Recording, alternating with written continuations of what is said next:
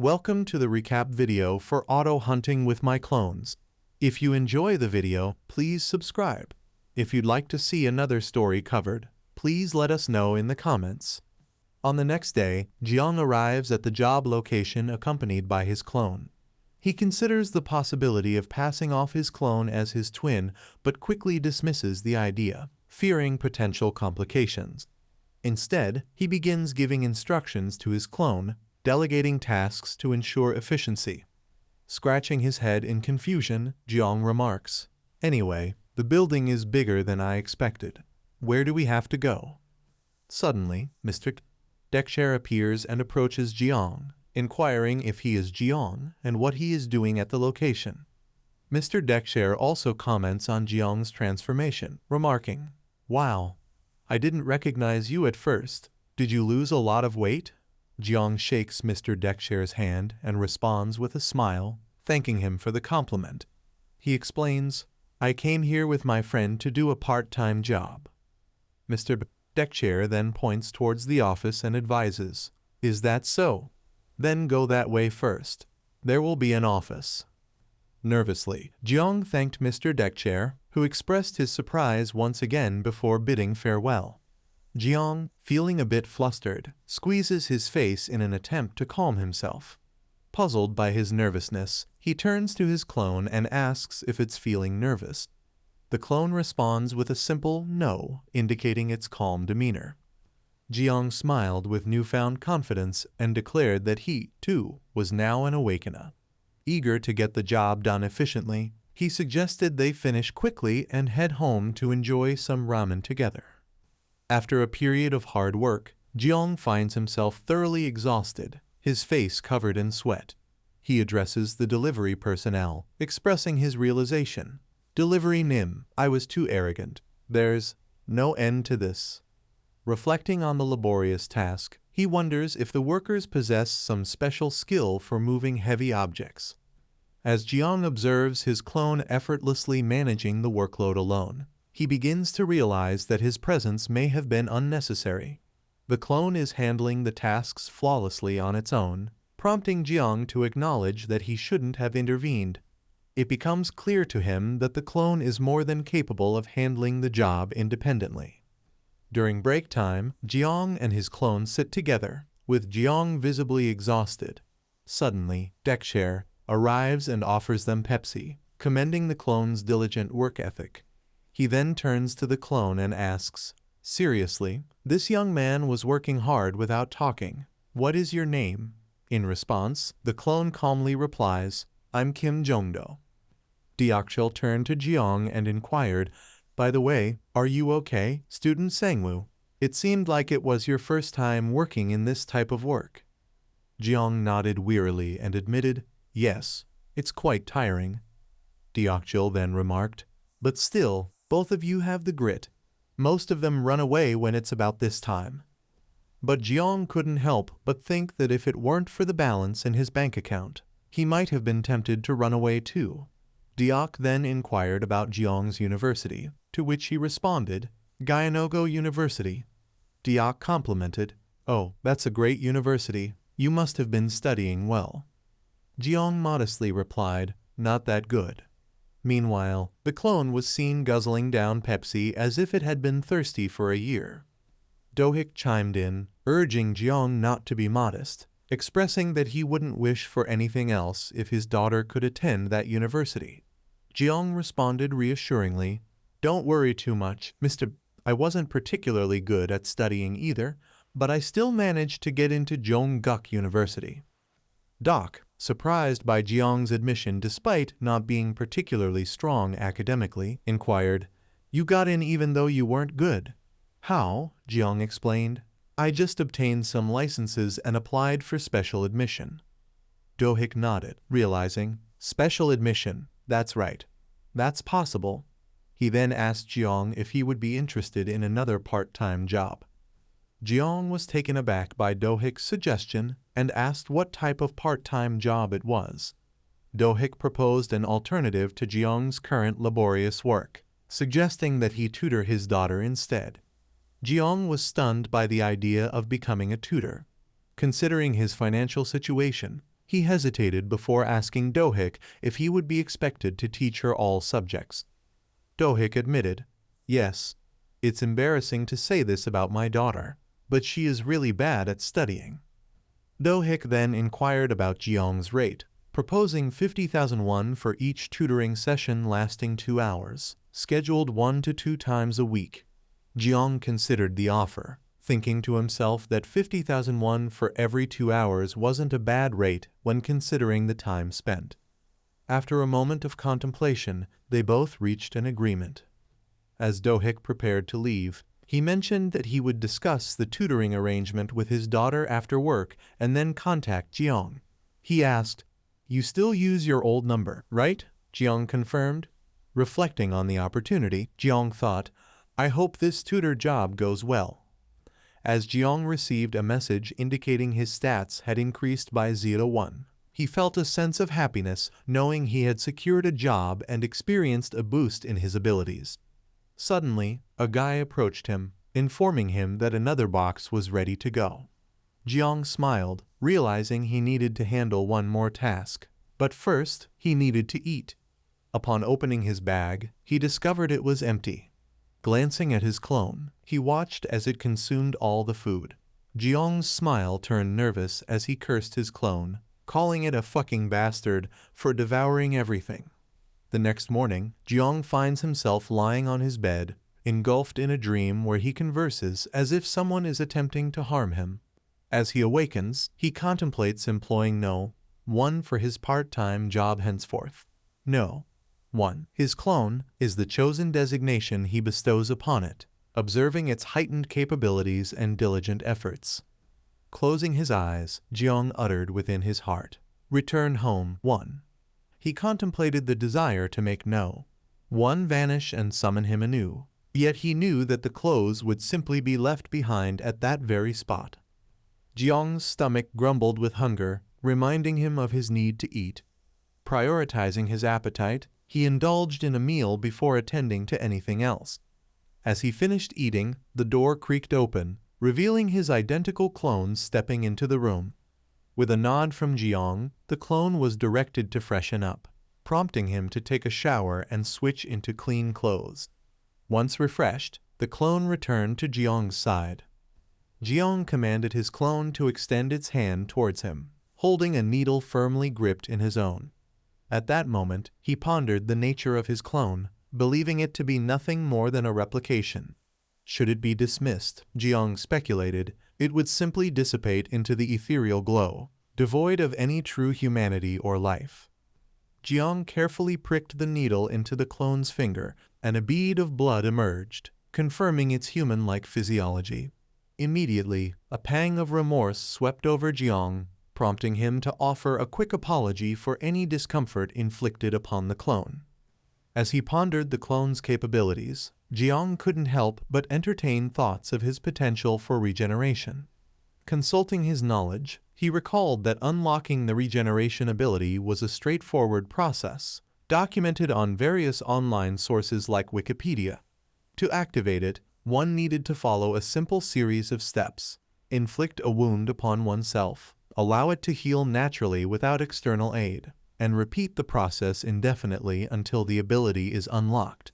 This straightforward procedure ignited a spark of curiosity within Jeong, leaving him contemplating the possibilities of his evolution. Jeong hesitated, the path ahead dauntingly unclear. With a sigh, he decided on a pragmatic approach, small steps for now. Jeong instructed his clone to indulge in ramen whenever hunger struck and to maintain a regular workout routine. Handing over a mobile phone, he emphasized the importance of answering calls promptly and professionally while at work. With these directives given, Jeong watched as his clone prepared to depart for the day. As Jeong searched for a gym, he felt a familiar touch on his shoulder and turned to find Kim standing beside him. As they exchanged greetings, Jeong couldn't help but notice the warmth emanating from Kim's hand. Kim, observing Jeong's slimmed-down figure, remarked on the noticeable weight loss. Jeong explained to Kim that he had been dedicated to his workout regimen lately, even en route to the gym at that moment. Concern flickered across Kim's face as he contemplated his fitness level in comparison. Gesturing towards Jiang's physique, Kim expressed disbelief at the transformation, mistaking the lean muscles for a lack of fat. Curious to learn more, Kim inquired about the name of Jiang's gym, perhaps considering joining himself. Jiang informed Kim about a nearby gym called Tough Body Gym, mentioning its reputation for effective workouts. Kim nodded in agreement, acknowledging the gym's positive reputation in the area. Jiang shrugged, commenting that besides the relatively higher price, he hadn't noticed anything particularly exceptional about it. However, Kim chimed in, noting that the gym's trainers were known for their effectiveness and, perhaps, their attractiveness as well. Kim grabs Jiang and tells him to wait for him. As they stepped into the gym, Jiang and Kim were greeted by a diverse array of scenes unfolding before them. A burly individual, adorned with impressive muscles, caught their attention as he engaged with the cardio machines, his determination evident in each stride. Nearby, another gym-goer focused intently on perfecting his squats, the weight on his shoulders a testament to his dedication to strength training. Meanwhile, a third person sat contentedly, refueling with a post-workout meal, emphasizing the importance of nutrition in their fitness journey. Jiang and Kim observed the various activities, taking in the bustling energy of the gym as they prepared to embark on their workout routines. The receptionist informed Jiang about the ongoing launch sale, offering a discounted rate of 160K for a 3-month registration. Jiang considered the offer briefly before deciding to sign up for the 3-month package. However, he had a specific request to have his postures checked on each machine. Unbeknownst to the receptionist, Jiang planned for his clone to handle all the exercises.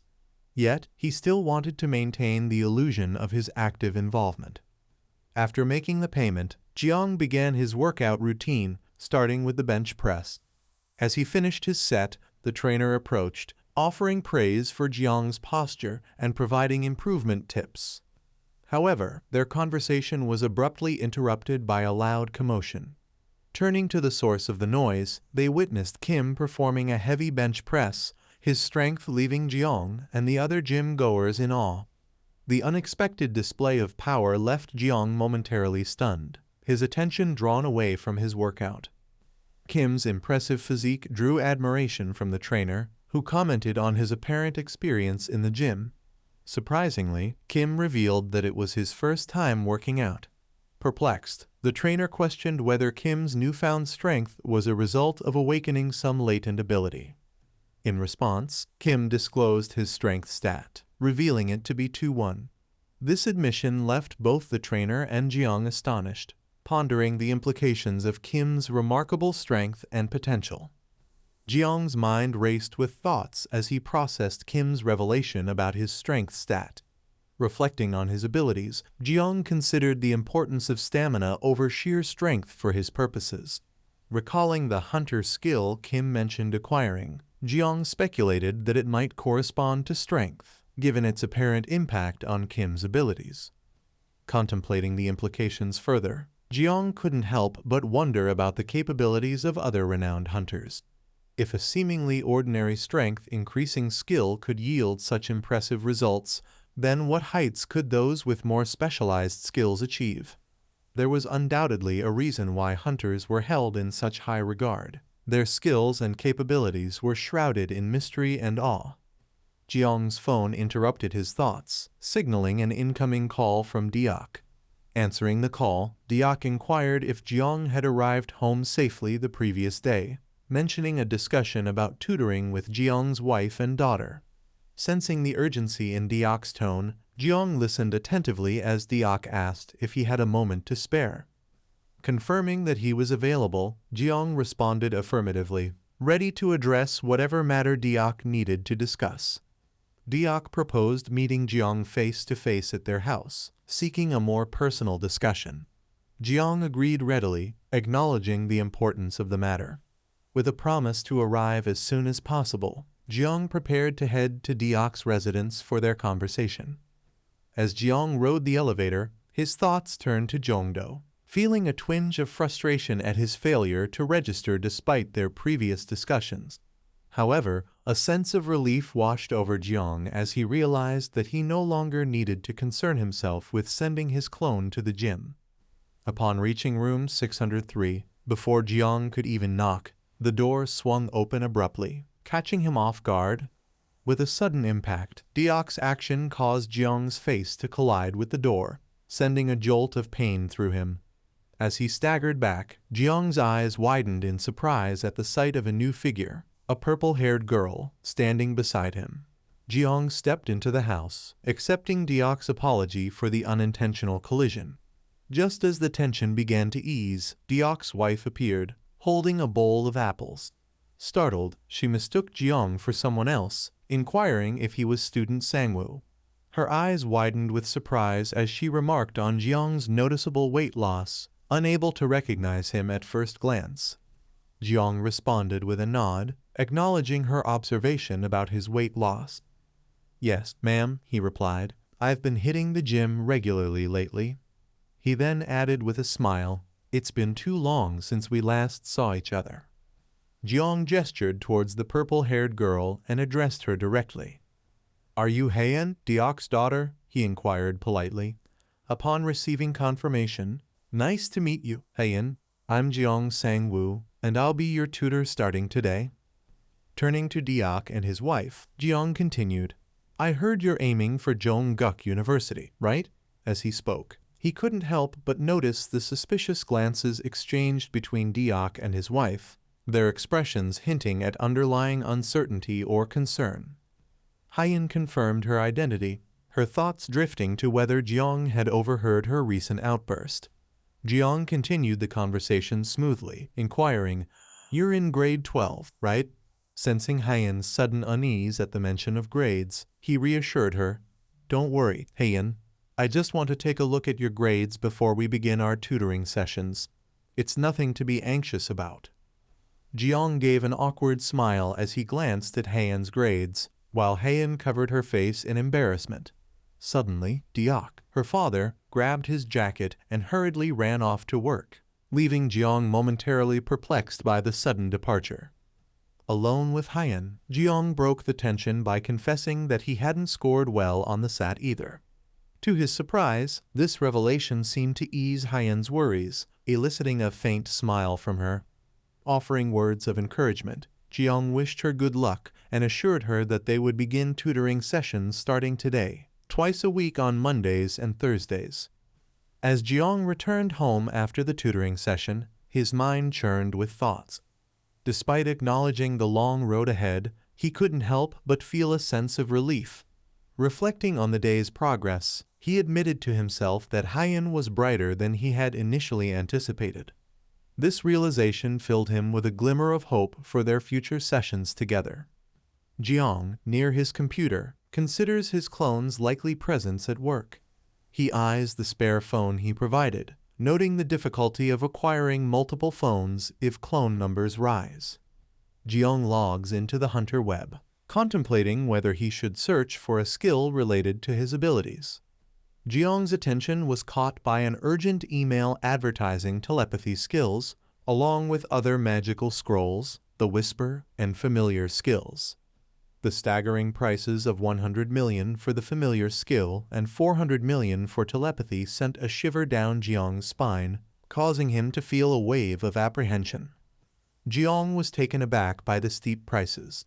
"I'd rather buy a house," he thought, daunted by the immense cost. He questioned whether hunters truly earned enough to afford such extravagant skills. With a balance of 223,200, Jiang pondered the possibility of becoming a hunter. As he lay on his bed, thoughts swirled in his mind. Turning on the news, he watched reports detailing the lavish lifestyles of class hunters. His shock only deepened when a news reporter announced that the owner of the most expensive house was indeed a hunter. Feeling a surge of determination, Jiang dons his jacket, resolved to pursue the path of a hunter.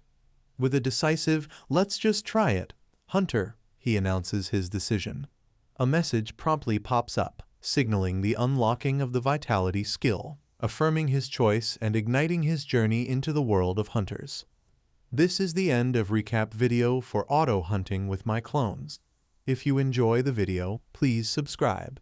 If you'd like to see another story covered, please let us know in the comments.